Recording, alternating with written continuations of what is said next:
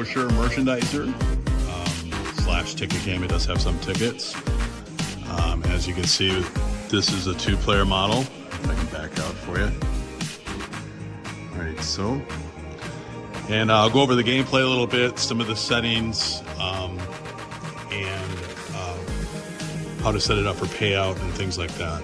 So, as you can see, with every marble pusher, you know, marbles come down, they fall off the end.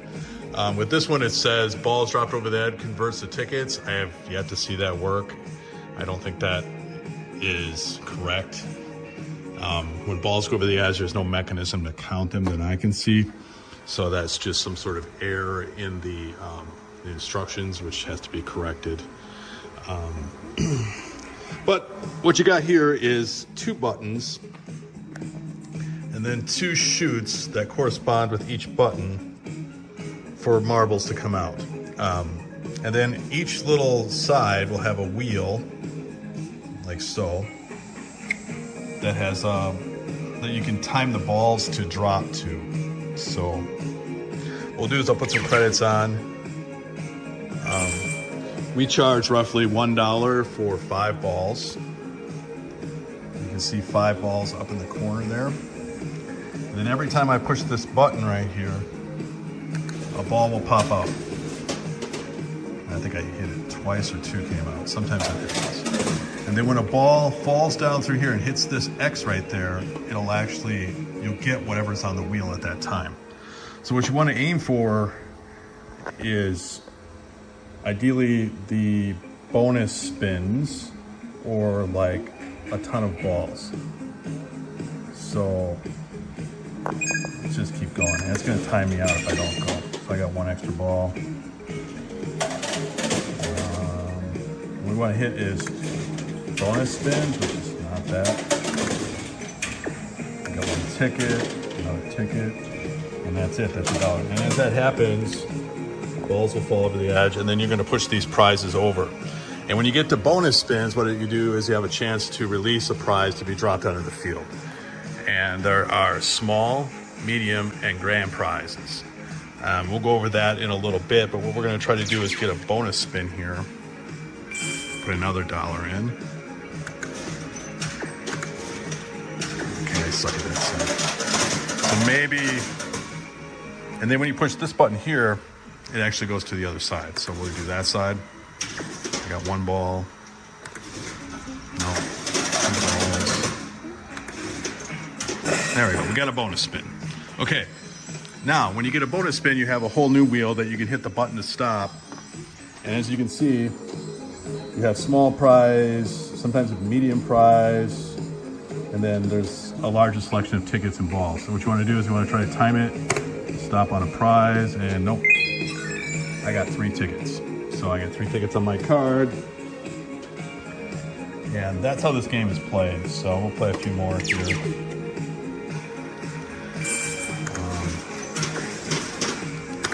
And you can rapid fire this all you want, I guess. And what's happening each time we play is this little bonus meter, prize drop meter, is going up right here. And when that gets all the way up, when you get a bonus spin, it's nothing but drop prizes. So we're gonna keep playing. There we go, we got another bonus spin. I'm gonna try to get a medium prize, which is hard. Maybe I'll try to get a small prize. Nope, I got 8 balls. So 8 balls will come out and help me with pushing over my stuff, which is slowly but surely. Ticket. And you can totally skill time these bonus spin drops. It's not that hard. I just am not very good at it.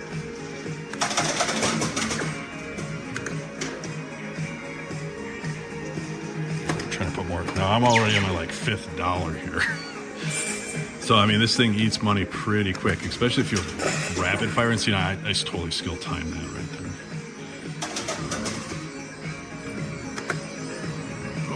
Oh, come on. Bogus. Well, that's happening. I'm going to try to stop the other side. Now, you may want to play a certain side based on where all the prizes are, too. As you can see, this side is closer to having something fall, so I'm trying to play on the left side. Oh, and it says right now, bonus prize drop meter is ready. So the next time that we get, when you see the ready flashing like that, that means it's going to give it to you early. So all we have to do now is get a bonus spin. Which that's not it. Oh.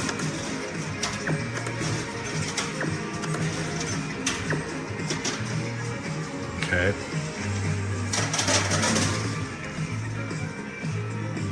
And that's another dollar gone.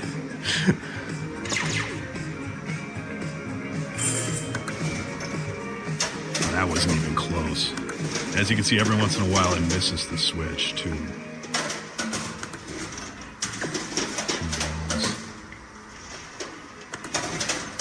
Gosh.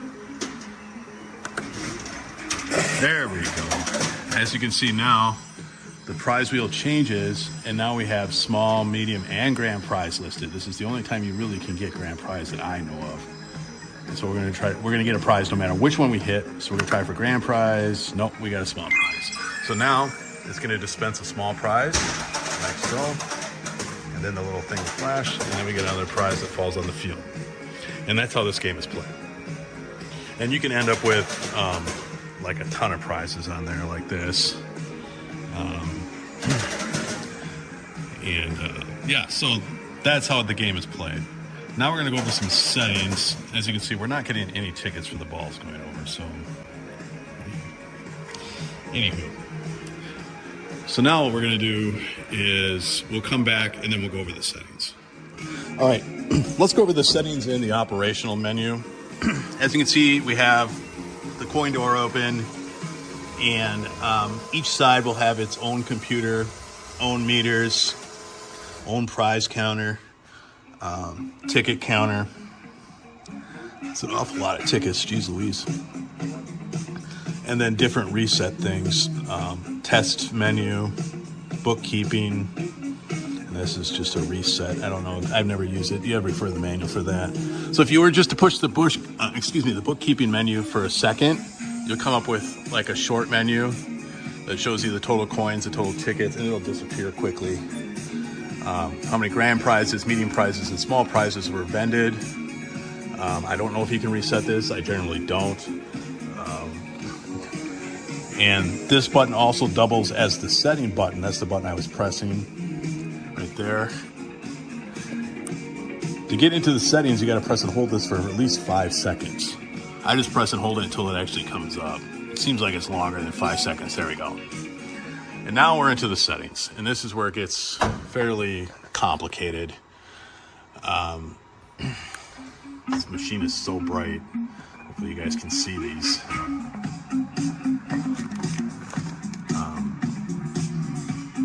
Turn the volume down for this. Well, we can do that.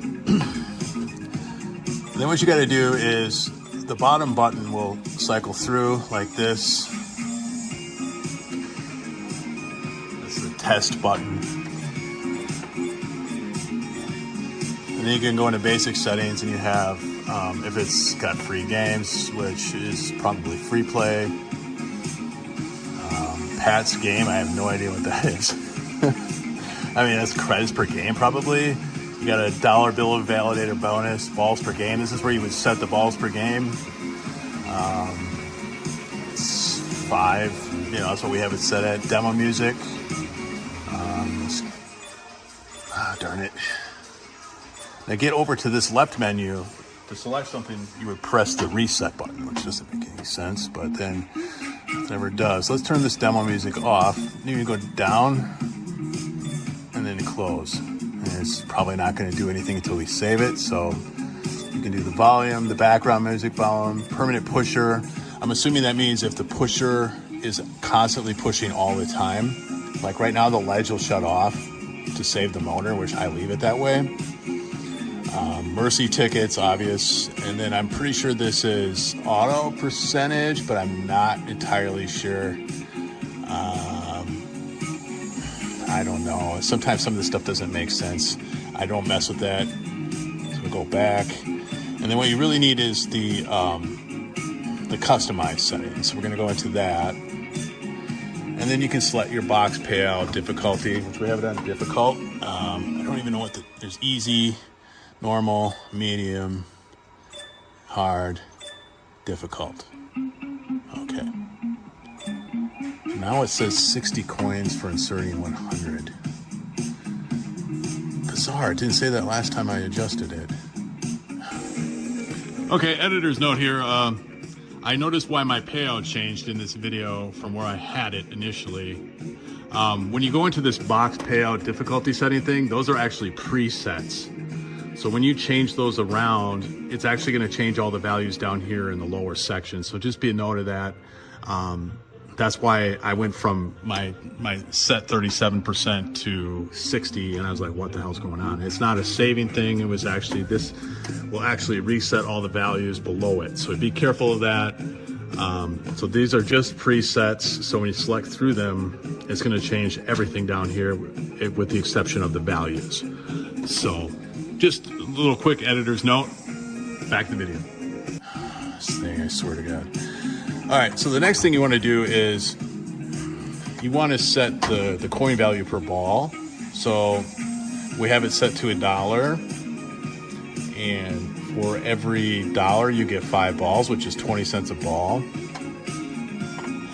And then you go down and you can set the different dollar amounts for small, medium, or grand prize. And at the top here it'll say prize out values while inserting 100 coins. And what that means right now is that the game is at 60% payout, which is not good. So what we'll have to do is make some adjustments. And that's not the way I left it, which is very bizarre. Super spin rate.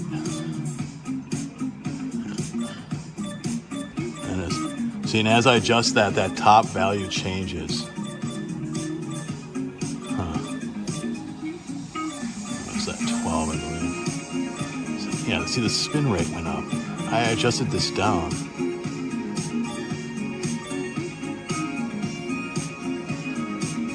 And you can make some adjustments here to the different rates and things to change that percentage. So we're going to adjust that down. Oh, there it is, 37. That's not too bad. So 37 coins for every 100. It's roughly 37%. Maybe I didn't save it last time. You can do the tickets per game. As you can see, the tickets will have no bearing on that percentage. So the tickets are its own separate thing. I found out that it pays roughly 10% in tickets, but our tickets here don't do much of anything, so I'm going to leave that alone. You may want to turn the tickets off or figure that into your percentaging for the items. So let's keep going here. So we have $5, $10, $20. Now the $20 is probably accurate. I mean, I'm not going to get too much into that, but I think there is a way to turn off the tickets. I'm not entirely sure. And then what you have to do is go down to back. And then you want to save it before you leave. And here's the data from our other side.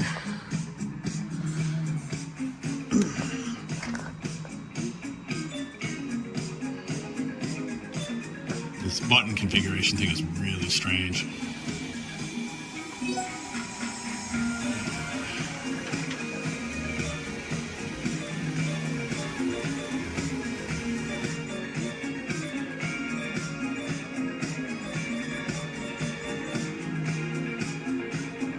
So those must be the different payout. The small prize thing here must be the different payout scales, like how it distributes. Yeah, see, this one's 37, so maybe I forgot to make a save on the last time. This one is correct, so I must have forgot to save. See, this is, if you leave it sit and you forget, or it didn't save. So, but like I said before, the main thing is this calculation, 37% out of 100, you know, I figure, you know, it's gonna be 47%. And that's pretty high, but most of that is tickets and that are not gonna get used. And we'll come back in and tweak that.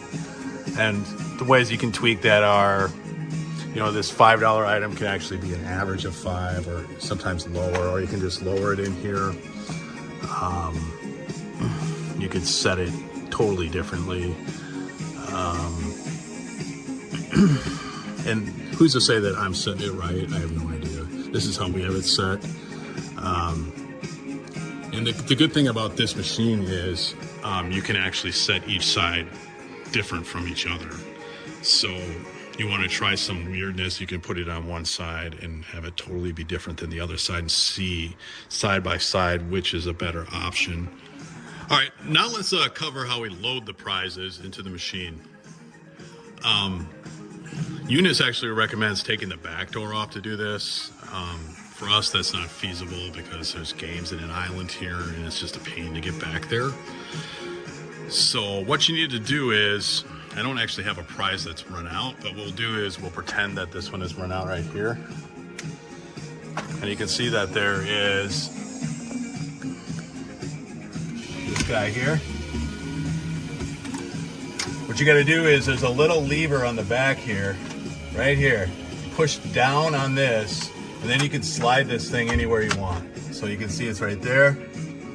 You push down on that, and then you can just slide this thing to where you want it. So you know, you push it all the way back, and then you load your prizes. Now there's a prize sensor right here with an opto. And what it's looking for is something to pass this to know that something's dispensed. So whatever you do, it needs to be at least this high of an item.